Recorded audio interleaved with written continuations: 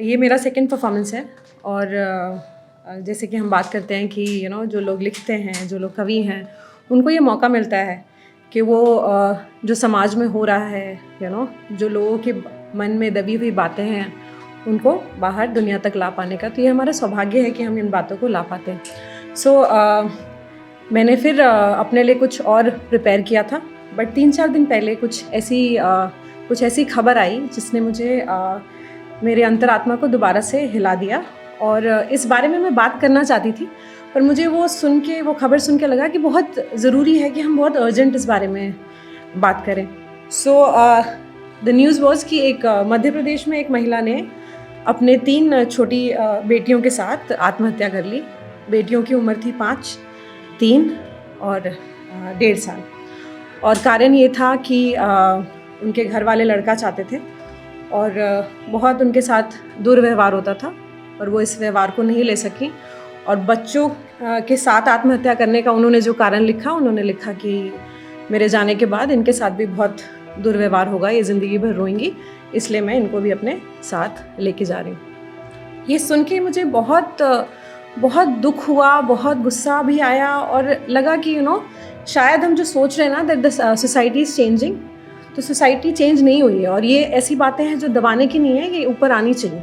So because we have a very young child also here, वो भी बड़ी होगी और वो सोचेगी कि ये किस बारे में बात कर रहे हैं। Because when I see a world, my father is so supportive towards me, है ना। मेरे फादर आज मुझे ये पहले ऐसा नहीं होता था कि बच्चे पोइट्री करते थे और उनके फादर इंकरेज करते थे, ये तो बिल्कुल ही it was a strict no. So definitely the society is changing, है ना।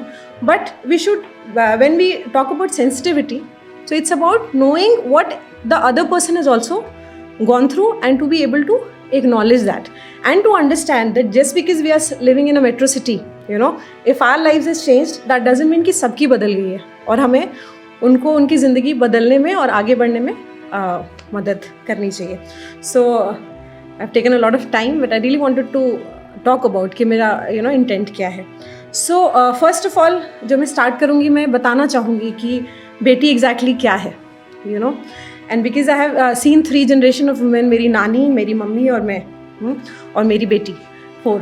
सो मैंने देखा कि सबका जर्नी, जब मैंने उनसे पर्सनल लेवल पे बात करी तो कितना अलग था, कितनी अलग थी दुनिया उनके लिए, तो उसके ऊपर मैंने लिखा है। तो आई स्टार्ट विद कि शुरू में पहले क्या जर्नी थी औरतों की, आज भी हमारे देश में बहुत शहरों में यही जर्नी है। So I will just talk about it. मैं बेटी हूँ, कोई बहुत चाहता है। अगर मुझे कोई बहुत भी चाहता है तो ज़्यादा से ज़्यादा एक ही चाहता है।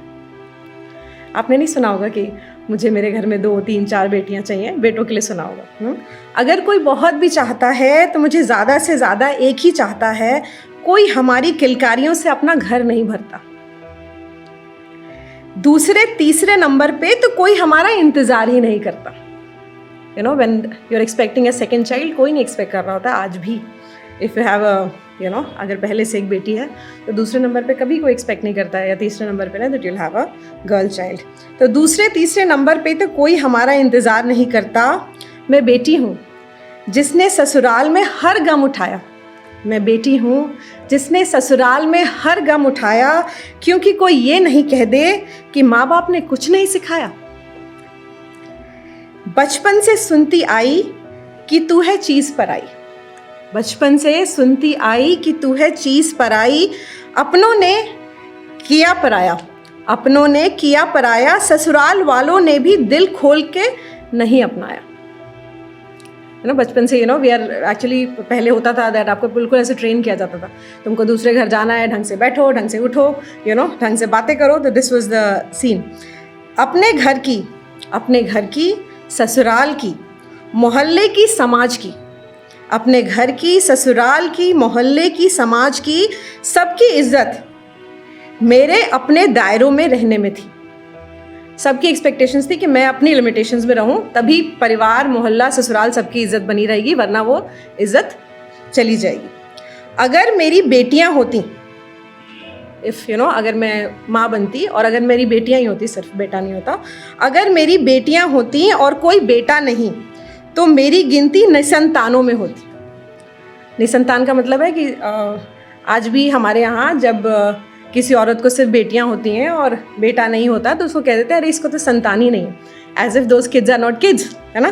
तो आज अगर मेरी बेटियां होती और कोई बेटा नहीं तो मेरी गिनती निसंतानों में थी, क्योंकि घर वालों को घर का चिराग चाहिए था, क्योंकि घर वालों को घर का चिराग चाहिए था, मेरी फूल जैसी बेटियां नहीं। मुझे खाना मेरी भूख के हिसाब से नहीं, मुझे खाना तब नहीं मिलता था जब मुझे भूख लगी है, हाँ, मुझे खाना मेरी भूख के हिसाब से नहीं, घर में मेरी जगह के हिसाब से मिलता था। मुझे खाना मेरे भूख के हिसाब से नहीं, घर में मेरी जगह के हिसाब से।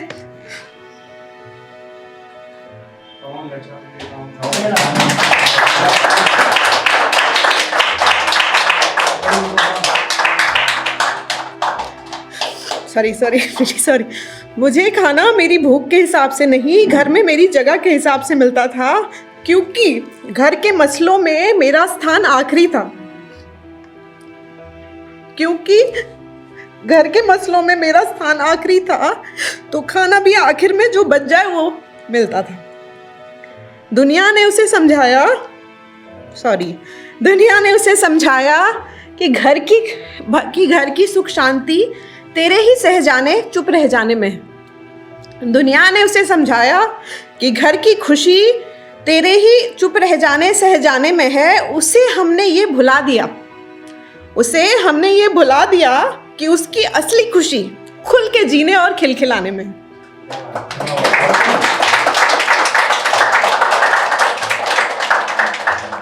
बोला तो घर की लक्ष्मी है, उसे बोला गया कि तू घर की लक्ष्मी है। बोला तो घर की लक्ष्मी है, पर पूजा तो दूर उचित सम्मान भी ना दिया किसी भी घर में, चाहे वो ससुराल था चाहे मायका। बोला तो जरूर कि तू घर की लक्ष्मी है, पर पूजा तो दूर उचित सम्मान भी ना दिया किसी भी घर में, उसे घर के लड़कों जितना मकाम ना दिया। जो 9 महीने बोझ सह के दुनिया में इंसान को लाती है, उस लड़की को ही बोझ बताया गया। सो उसके बाद फिर नया ज़माना आया। तो लेट्स सी कि नया ज़माने में क्या हुआ। तो जब नया ज़माना आया तो उसे पढ़ाया गया, काबिल बनाया गया। जब नया ज़माना आया तो उसे पढ़ाया गया, काबिल बनाया गया, पर फिर से यही समझाया गया कि सबसे बड़ी काबिलियत तो विवाहित होना और सब कुछ सह के चुप रह के घर को बसाने में है। फिर से समझाया गया कि सबसे बड़ी काबिलियत तो विवाहित होना और सब कुछ सह के चुप रह के घर को बसाने में है, ना कि जीवन में नई ऊंचाइयों को पाने में है। अगर वो अपने माँ बाप का खर्चा उठाए, या कभी अगर जमाई अपने ससुराल के खर्चों में हाथ बटाए तो वो एहसान है। अगर वो अपने माँ बाप का खर्चा उठाए, लड़की अगर अपने माँ बाप का खर्चा उठाए, या कभी अगर जमाई अपने ससुराल के खर्चों में हाथ बटाए तो वो एहसान है। और ये जो सदियों से लड़कियां ससुराल वालों की सेवा कर रही हैं, वो तो विधि का विधान है, और ऐसा करना ही एक लड़की की सच्ची शान है। सो इसका जवाब आजकल की बेटी ने दिया, और आजकल की बेटी कैसी है उस बारे में मैं बताना चाहूँगी। तो आजकल की बेटी है जिससे बहुत प्यारी अपनी पहचान है। आजकल की बेटी को बहुत प्यारी अपनी पहचान, अपनी identity, she wants to make her own identity. जिसे बहुत प्यारी अपनी पहचान है जो डर से अनजान है। जिसे बहुत प्यारी अपनी पहचान है जो डर से अनजान है, जो जानती है कि क्या असली सम्मान है, जो कि जानती है कि क्या असली सम्मान है, और वो कहती है सम्मान दोगे तो सम्मान दूंगी, if you respect me I respect you. हाँ, सम्मान दोगे तो सम्मान दूंगी, वरना दिखा दूंगी कि मेरा भी इज्जत के लिए लड़ मर जाने वाला खानदान है ना। पहले लड़कियां अपनी फैमिली के ऊपर इतने गर्व से बोल भी नहीं पाती थी कि मेरा घर, मेरे फादर, मेरी family, I come from this background, you know. Now they are saying that, you know, दिखा दूंगी कि मेरा भी इज्जत के लिए लड़ मर जाने वाला खानदान है। सो आज दुनिया ये समझ जाए, द गर्ल इज सेइंग, आज दुनिया ये समझ जाए कि मैं बेटी हूँ, अभिशाप नहीं। आज दुनिया ये समझ जाए कि मैं बेटी हूँ, अभिशाप नहीं, मैं तुम्हारे पिछले जन्म का कमाया पुण्य हूँ, पाप नहीं। एंड